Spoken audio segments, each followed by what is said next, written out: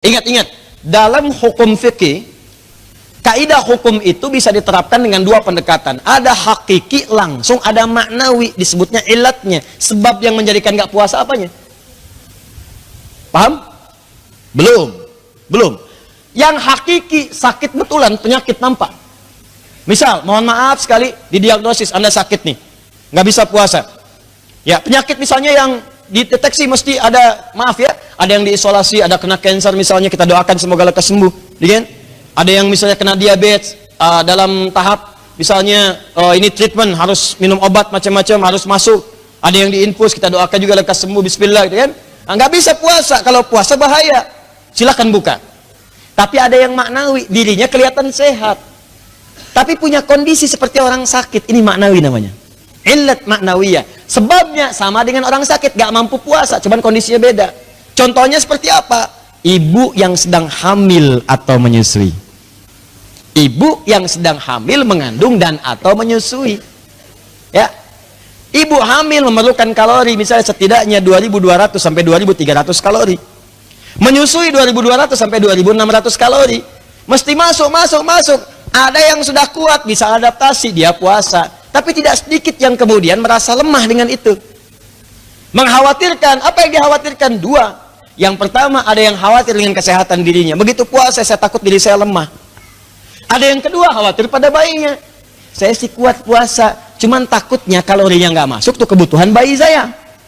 Maka yang seperti itu dikiaskan seperti orang sakit. Kalau orang yang sedang mengandung khawatir saat dia berpuasa, masukan untuk dirinya kurang, sehingga membuat fisiknya lemah, alih-alih dia puasa ibadah, keadaan cuman malas, tidur, lemas, lihat jam lagi, berapa jam lagi, aduh masih 5 jam, berapa jam lagi, Allahu Akbar, alhamdulillah buka, belum asar cuy, asar, coba deh kemana, asar, masih 2 jam lagi, yang dilihat tuh itu gitu kan. Maka yang seperti ini silahkan buka, nanti qadha. Maka dari itu hukum bagi orang yang perempuan yang tengah mengandung dan atau menyusui ini dibagi dua oleh para ulama. Pertama, kalau dia khawatir pada dirinya dan atau pada bayinya sekaligus, dirinya dan bayinya, bukan pada bayinya saja. Yang pertama pada dirinya saja, ya, dia khawatir pada dirinya nggak kuat untuk puasa. Awas hati-hati, kalau puasa takutnya lemah. Atau khawatir pada dirinya sekaligus bayinya, takut dirinya nggak mampu, berdampak pula pada bayinya. Maka yang seperti ini sepakat para ulama nggak ada perselisihan. Kata Ibnu Qudamah dalam kitabnya Al-Mughni, nggak ada perselisihan. Apa solusinya? Buka di luar Ramadan, qadha. Jelas? Buka di luar Ramadan, qadha. Silahkan berlatih. Tapi kalau kemudian dia khawatir pada bayinya saja, terkhusus bagi yang menyusui. Kalau yang ibu hamil jarang begitu, ya. Ibu hamil itu utamanya pada dirinya, pada pribadinya. Pasti ke bawah. Tapi kalau ibu yang menyusui khawatir ke bayi biasanya. Takut ASI-nya nggak cukup, arahannya ke bayi. Nah, kalau yang ke bayi ini ada perbedaan pendapat sampai ke 3 bagian. Pendapat pertama, dia wajib qadha saja.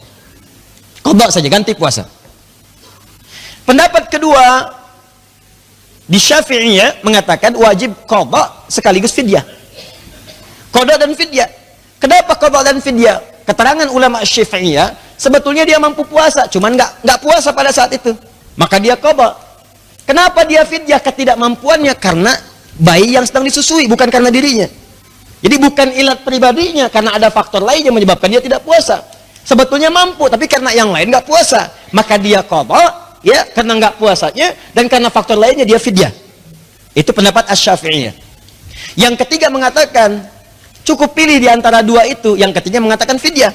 Dia ada qadha saja, ada qadha dan fidyah, ada fidyah saja. Mana di antara ini yang kuat, teman-teman sekalian? Ada yang mengatakan yang terkuat nggak mungkin dua-dua kifarat dipertemukan, karena qadha dengan fidyah itu pilihan. Ini pendapat Abu Hanifah. Jadi kalau anda nggak qadha saja, maka fidyah saja, nggak bisa menggabungkan keduanya. Jadi kalau anda itu kan kifarat, kalau tidak qadha maka fidyah. Kapan qadha, kapan fidyah? Ini posisi qadha, ini posisi fidyah.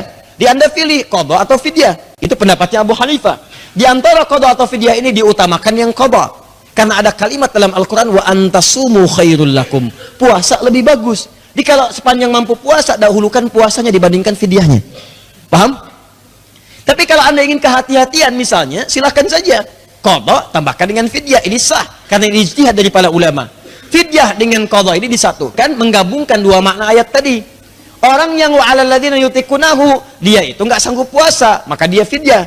Sedangkan maridhan atau ala safarin kadang sanggup puasa. Cuman karena dia safar, dia nggak puasa, maka dia di situ kemudian mengganti dengan qadha. Qadha dengan fidyah disatukan. Kasus ibu menyusui sama persis. Dia sebetulnya mampu puasa, cuman takut pada bayinya. Maka dua ini terpenuhi, qadha dengan fidyah, dua-duanya muncul. Jadi kalau antum ingin memilih di antara dua ini, dahulukan qadha. Tapi kalau ingin menyatukan dan mampu, silahkan saja. La haraj, no worries. Tidak ada kekhawatiran di dalamnya. Paham? Halo? Paham? Baik. Jadi kalau pendapat ulama dalilnya sama dan sama-sama kuat, itu pilihan, gak usah diperdebatkan. Jelas ya?